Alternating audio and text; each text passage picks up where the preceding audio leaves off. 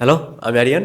এই ভিডিওতে কথা বলবো হিমেল আশরাফকে নিয়ে। দেখেন, হিমেল আশরাফকে নিয়ে কথা বলতে গেলে প্রিয়তমার কথা আসবে, রাজকুমারের কথা আসবে। হিমেল আশরাফ এমন একজন ডিরেক্টর যারা আমার চ্যানেলে একদম প্রথম দিকের ভিউয়ার্স বা যারা প্রিয়তমা থেকে ভিউয়ার্স তারা জানেন যে প্রিয়তমা সিনেমার ফার্স্ট রিভিউ কিন্তু আমার চ্যানেল থেকেই আসে। সেই অডিয়েন্সগুলো জানে যে হিমেল আশরাফকে নিয়ে যদি কেউ সর্বোচ্চ সমালোচনা করে থাকে, সর্বোচ্চ গালি দিয়ে থাকে, আই থিঙ্ক সেটা আমি।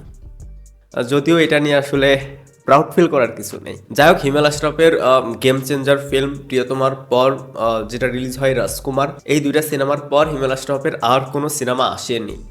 এটার একটা বিগ রিজন হতে পারে, প্রথমত সে একটা লম্বা ব্রেকে গিয়েছে, দ্বিতীয়ত হয়তো বা এর মাঝে একটা সিনেমা আসতে পারতো, বাট এটার রিজনটা হতে পারে আরশাদ আদনান। কারণ তিনি যে প্রোডাকশন হাউসের সাথে কাজ করতেন সেটা ভার্সেটাইল মিডিয়া, এবং যেটার প্রডিউসার ছিলেন আরশাদ আদনান। যাই হোক, রিসেন্ট যে আপডেট রয়েছে সেটা অনুযায়ী হিমেল আশরাফের পরবর্তী সিনেমা আসতে পারে আলফায়ের সাথে। সো যদি এরকম কিছু হয় তাহলে তো আমি বলবো যে গুড ডিসিশন। কারণ দেখেন, হিমেল আশরাফ কিন্তু ভালো ডিরেক্টর। হ্যাঁ, তার সিনেমায় কিছু ভুল থাকে, যেটা প্রিয়তমায় ছিল, এজন্যই গালিগুলো দেওয়া, এজন্যই সমালোচনা করা। প্রিয়তমার যে স্টোরি, প্রিয়তমার যে মেইন প্লটটা, বা রাজকুমারের যদি স্টোরির কথা বলেন, মেইন প্লটটা সেটা কিন্তু দারুণ। হিমেল আশরাফ কিন্তু ড্রামাটা খুব ভালোভাবে ক্যারি করতে পারে। আপনি যদি প্রিয়তমার লাস্ট 40 মিনিটস দেখেন, সেইখানে যে ড্রামাটা আউটস্ট্যান্ডিং।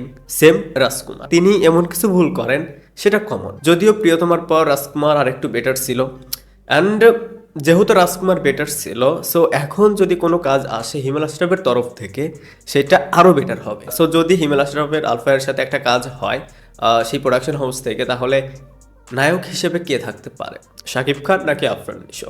এখন বলতে পারেন যে আমি এখানে অন্য কোনো হিরো তো থাকতে পারে, বাট যেহেতু আলফা আই, তাহলে সেক্ষেত্রে শাকিব খান বা আফরান নিশো হওয়ার সম্ভাবনাটাই সবচেয়ে বেশি। বাট আমি পার্সোনালি যেটা বলবো যে আফরান নিশোর সাথে কাজ হবে। বাট এই মুহূর্তে দর্শক যেটা চাইবে, বা আমি পার্সোনালি যেটা চাইবো, সেটা হচ্ছে শাকিব হিমেলের আর একটা সিনেমা। দেখেন, আপনি যাই বলেন, আপনি তুফানের কথা বলেন, বরবাদের কথা বলেন, বাট গেম চেঞ্জার কিন্তু প্রিয়তমা, এইটা কিন্তু অস্বীকার করার কোনো ওয়ে নেই। সো সেটা থেকেই বলবো যে দর্শক চাহিদা প্লাস এই যে অডিয়েন্স দেখতে চায় যে পরবর্তী সিনেমা যেটা রাজকুমারে হিমেল করেছে, যেটা প্রিয়তমায় হিমেল করেছে, সেইটা থেকে আরও কত বেটার আউটপুট তার পরবর্তী সিনেমায় আসে।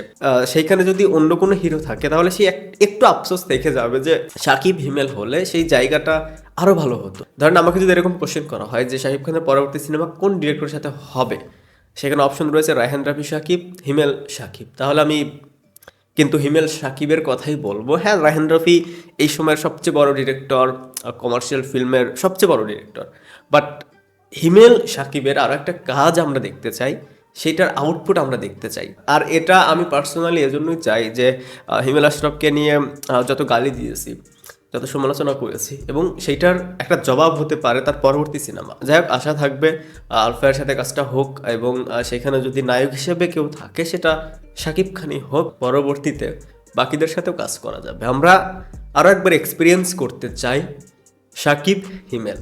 তো আপনাদের কাছে কি মনে হয়, শাকিব হিমেলের এই জুটিটা আবার ব্যাক করার প্রয়োজন রয়েছে কিনা, সেটা কমেন্টসে জানাতে পারেন। ভিডিওটা দেখার জন্য অসংখ্য ধন্যবাদ।